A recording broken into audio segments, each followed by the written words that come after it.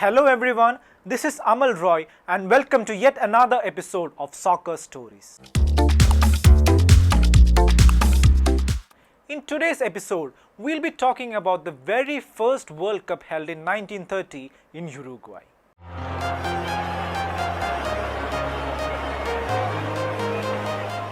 Uruguay led football to a new dawn finally. Years of confabulations had failed FIFA to realize one of its first resolutions to have an international tournament soon after it was founded in 1904. Initially, what put a spoke to its dream was the World War I and then the differences of opinion that existed between FIFA member nations that prolonged the inevitable.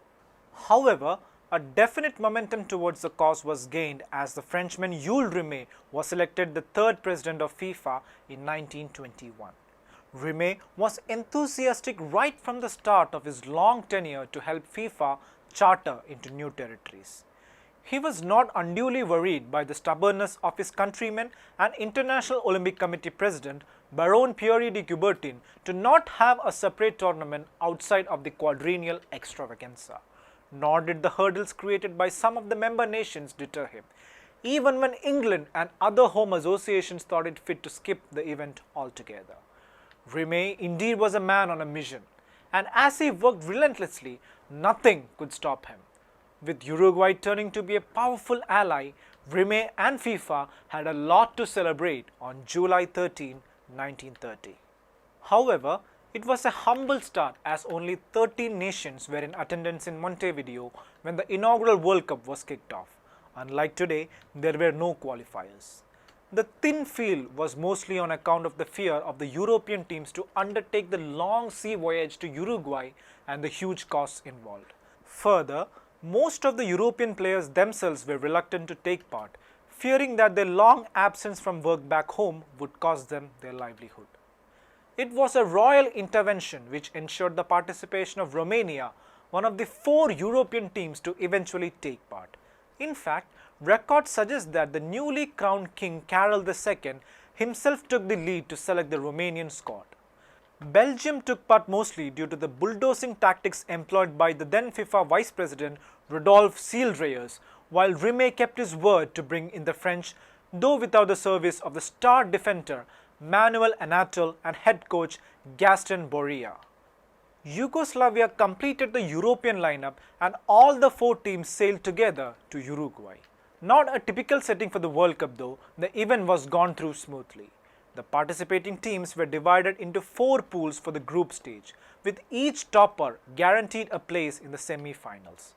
In the 4-team Group 1, Argentina was simply unstoppable.